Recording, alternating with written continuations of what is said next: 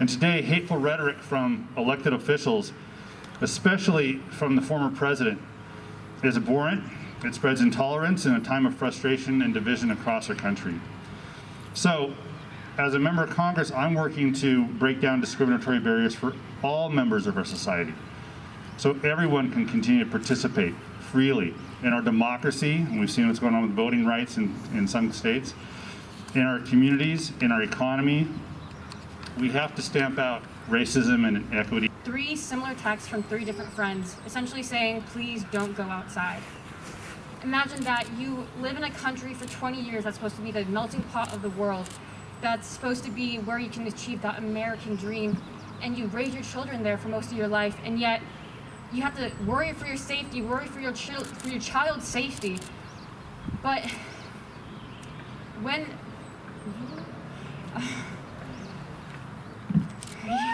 You got it. You got it. Thank you. I'd say one of the worst parts of being told to stay inside, to not cause conflict, to be careful, is that we're not the problem. Why can't we tell every racist who's had a bad day to stay inside? I know logically that doesn't work, but you know what I'm saying. I'm here representing the Irish community of the Greater Seattle area. And I'm an immigrant myself. I left Ireland in 1967, and I've been very involved in the Irish community ever since I arrived. And I've been a US citizen since 1978. And I'm here today to assure you that the Irish community in the Seattle area shares your disgust and anger and your sorrow and sense of helplessness because of the sharp rise in racist threats and attacks on Americans of Asian or Pacific Islander birth or descent, and especially in the last year. Awareness is important, because if we're not aware, there's nothing to do. But from awareness, then must move to action. There has to be a response, and one of the ways in which response can happen is through policy.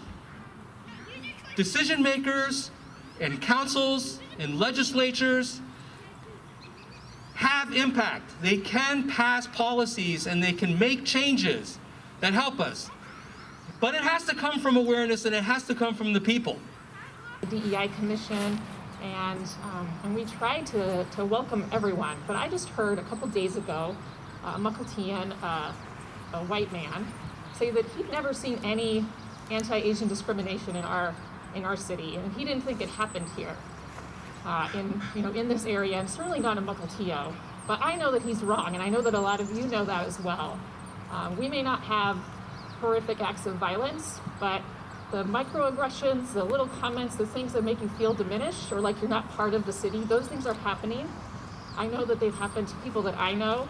And so the lesson that I took from that is that it's important to speak out about those things and to speak up when they're happening too. So that's something that I want to do better at and do more of. And for those of us that are here, I think that's something to remember too. It might seem like, just a little comment and like sort of makes you feel like, gosh, it doesn't seem like the right thing to say, but I'm just going to keep doing my grocery shopping and kind of move on, and I'm sure that person will move on too. But that's not okay. Those are the things that we need to change, that those perceptions are changed, and that people realize that that's not right. That's not what it means to be safe and welcoming, and to make a great and strong community. So thanks for the chance to share some thoughts, and I think I'll move forward with that thought in mind and encourage you all to do the same.